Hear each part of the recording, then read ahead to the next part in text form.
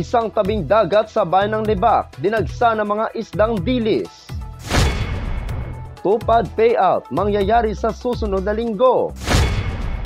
At Soquelco Area 3 Department panalo sa Lineman's Rodeo Competition sa pagdiriwang ng ika-49 na anibersaryo sa pagkatatag ng Soquelco.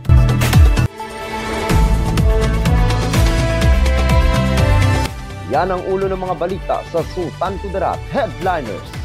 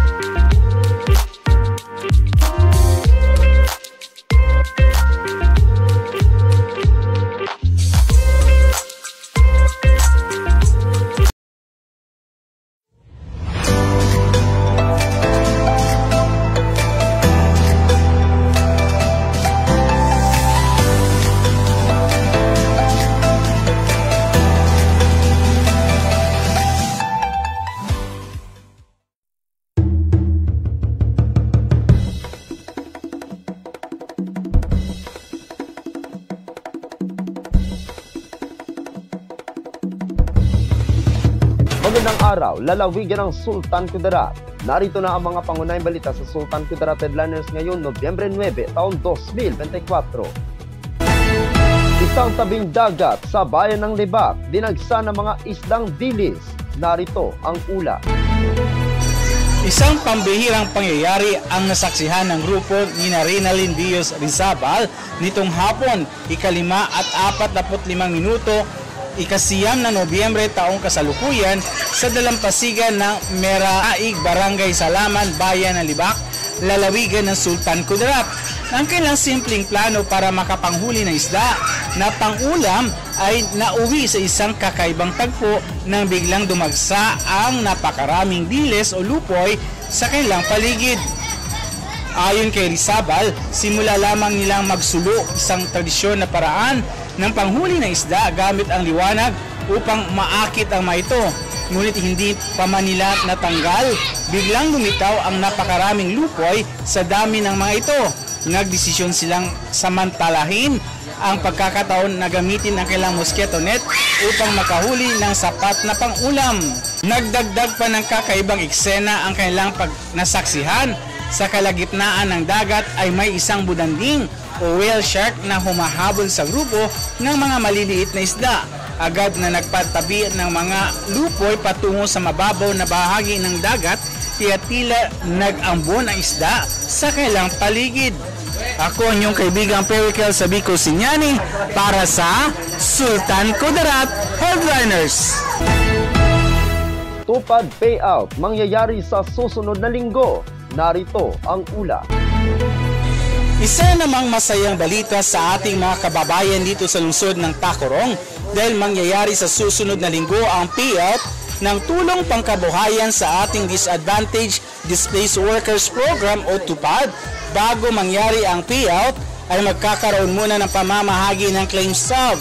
Ayon sa Facebook page ni Abby Delicana Abby, isa sa mga contact person sa naturang programa, kung saan magkakaroon ng 2 cluster, ang lugar at araw ng pamamahagi ng claim stub at isang araw sa payout. Ang pamamahagi ng claim stub ay hinati sa 2 cluster na mangyayari sa ika-16 na Nobyembre taong kasalukuyan na ito ay araw ng Sabado. Magsisimula ang pamamahagi sa ika-5 at 30 minuto na umaga na ito ay gaganapin sa Tacurong City Cultural and Sports Center.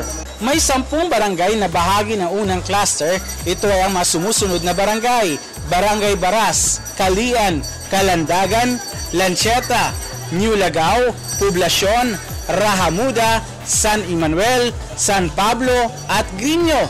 Magaganap ang pamamahagi mula ika-5 at 30 minuto hanggang ika-9 ng umaga. Samantala, ang ika-2 cluster naman ay magsisimula sa ika-9 ng umaga hanggang ika-12 ng tanghali. Kabilang sa ika-2 cluster ang 10 barangay. Ang mga barangay na ito ay ang Barangay Carmen, Buena Flor, D. Ledesma, AGC Montilla, New Isabela, New Pasig, San Antonio, San Rafael, Tina at Upper Katungal. Sa pagkuha ng claim stub ay may paalala na dapat sundin o gawin. Magdala ng valid ID at ballpen. Pangalawa, siguraduhin na makuha ang claim stub bago umalis at nakalagda sa payroll. Pangatlo, pinapayuhan ang mga kukuha ng claim stub ay magdala ng tumbler na may lamang tubig at nakakain para hindi mahilo dahil sa dami ng tao. Pang-apat, huwag magdala ng bata sa loob ng gymnasium. At pang-lima, at huwag walain ang claim stub dahil ang nawalang claim stub ay hindi na makakatanggap ng sahod kaya siguraduhin ito ay nakatago ng maayos. Ang payout naman na mangyayari sa linggo, ika-17 ng Nobyembre taong kasalukuyan, magaganap sa Sultan Kudarat Provincial Gymnasium. Magsisimula ang programa at pamamahagi sa ika-7 ng umaga. Ako ang inyong kaibigang Perikel Sabico Sinyani para sa Sultan Kudarat Headliners. Para sa uling balita, Soquelco Area 3 Department panalo sa Lineman's Rodeo Competition sa pagdiriwang ng ika-49 na anibersaryo sa pagkatatag ng Soquelco. May ulat ang ating kaibigang Pericles Sabico Sinyani. Ang mga line workers mula sa Soquelco Area 3 Service Department na binubuo ng Libak, Calamansig, Senator Ninoy Aquino at Palimbang ay idineklarang kampyon sa katatapos na Lineman Rodeo Competition na ginanap sa Soquelco 49th Foundation Anniversary noong ika-4 ng Nobyembre taong kasalukuyan.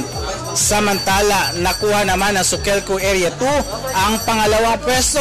Kasunod ang Soquelco Area 1 at headquarters na nagtabla sa ika-3 pwesto at sinundan naman ito ng Soquelco Area 4. Ang Lineman Rodeo Competition ay isa sa mga highlight ng anibersaryo ng kooperatiba na nagbibigay ng pagkakataon sa ating mga line workers na ipakita ang kailang kasanayan, pagyamanin ang matibay na pagkikaibigan at makipagkompetensya para sa tagumpay para sa 3 mga kaganapan tulad ng pole climbing, conductor riding at knot tying.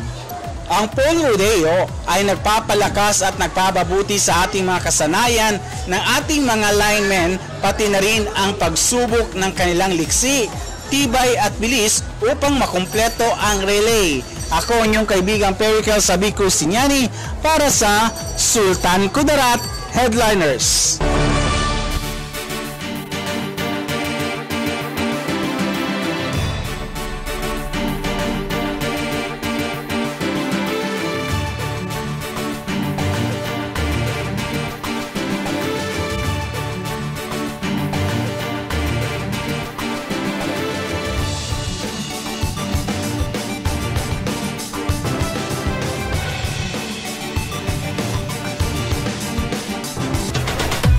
At yan ang kabuuan mga balita sa araw nito.